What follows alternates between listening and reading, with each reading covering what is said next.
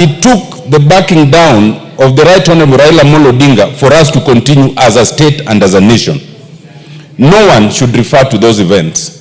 And to do so is dangerous. It is because of 207 that we now have a constitution that prohibits that kind of conduct, that kind of speech. It is an express limitation to the speech. It is because of that that we even had Agenda 4 commissions. It is because of that that we created the NCIC. And it is because of that that we have EACC, CAJ, Kenya National Human Rights Commission, and others. Madam Speaker, this is not just about politics. This is about our country.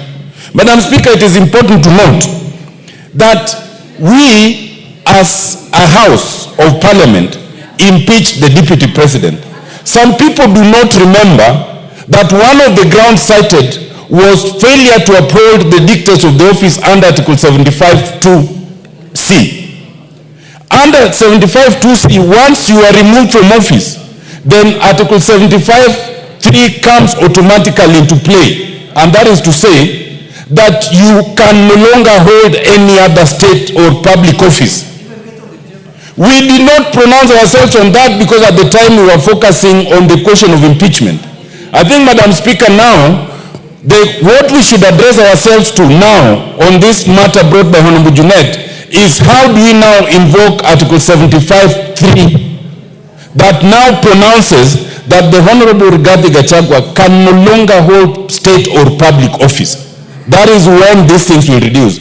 And I invite you, Madam Speaker, that through the Speaker's communication, it might be important to guide this House, whether we can do so by way of a petition, or whether we do so by way of a special motion, or whether we do so by way of a special inquiry by the House as the House, so that we pronounce ourselves on that matter. This is important, Madam Speaker, because while the Honorable Gachagu went to court and sought to stop these whole processes, the court did not find merit in that. And the court is desirous of going to the logical conclusion, including the declaration of unfitness to hold office. To preempt that, the Honorable Gachagu has now withdrawn his petition. Two things. One, I want to urge this House, through its lawyers, to insist to the court to go to the merit of that matter. We want the court to declare whether Parliament was wrong or not, including fitness to hold office. But two, Madam Speaker, I think at the same time, I think we need to re-examine that very matter. I want to say, Madam Speaker, that the NCIC is a body that was established for these very purposes. I have served as a commissioner.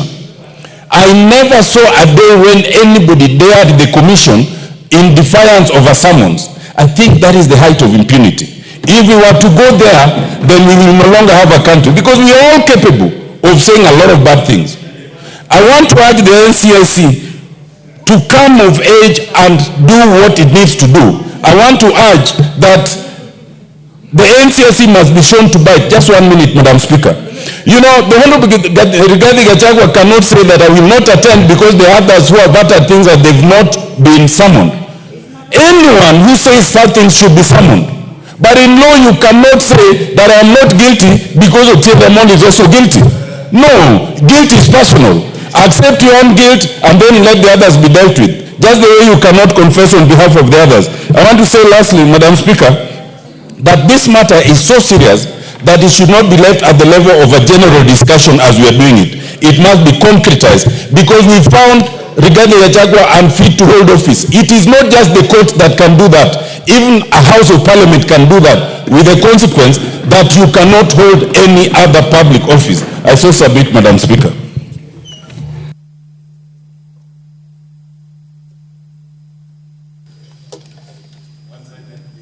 Okay. Honorable Nyamita.